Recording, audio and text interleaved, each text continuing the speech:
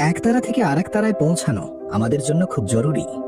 কারণ যখনই মহাবিশ্বের বিভিন্ন প্রান্তের সভ্যতা একে অপরের সাথে মিশতে পারবে, তখনই আমরা এই বিশাল অজানা মহাবিশ্বকে ঠিকমতো বুঝতে পারবো, জানতে পারবো এই মহাবিশ্ব কেন আছে আর এখানে প্রাণীর অস্তিত্বই বা কেন। কিন্তু সমস্যা হলো, এই বিশাল মহাবিশ্বে ভ্রমণ করে এক সভ্যতা আর এক সভ্যতার কাছে পৌঁছাতে পারে না। কারণ সাধারণ গতিতে গেলে অন্য কোনো তারার কাছে পৌঁছাতে লক্ষ লক্ষ, এমনকি কোটি কোটি বছর লেগে যাবে।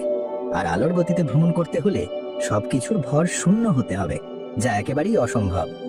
অর্থাৎ সাধারণ গতি বা আলোর গতি কোনোটাতেই দূরের কোনো তারা বা সৌরজগতে পৌঁছানো সম্ভব নয়। কিন্তু বিজ্ঞানীরা বুদ্ধিমান প্রাণীদের কাছে পৌঁছানোর জন্য আরো কিছু পথের কথা ভেবেছেন। কারণ অন্য সভ্যতার কাছে তো আমাদের পৌঁছাতেই হবে। তবে এই পথগুলো ভ্রমণ করার থেকেও অনেক বেশি কঠিন। এর মধ্যে প্রথমটা হলো ওয়ার্মহোল। এটা হলো মহাকাশের বুকে তৈরি হওয়া একটি শর্টকাট, যা তৈরি হয়েই আবার মিলিয়ে যায়। বিজ্ঞানীদের মতে যদি কোনোভাবে এই ওয়ার্মহোলগুলোকে খোলা রাখা যেত, তাহলে আমরা আমাদের ইচ্ছে মতো জায়গায় চোখের পলকে পৌঁছে যেতে পারতাম। কিন্তু তার জন্য দরকার নেগেটিভ এনার্জি নামের এক রহস্যময় শক্তি, যা বাস্তবে আদৌ আছে কিনা সেটাই কেউ জানে না।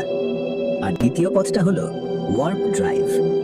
এই পদ্ধতিতে মহাকাশযানটি একটি সুরক্ষা বলয়ের মধ্যে থাকবে এবং তার চারপাশের স্পেসকে এমনভাবে বাঁকানো হবে যে যানটি আলোর চেয়েও দ্রুত গতিতে এগিয়ে যাবে।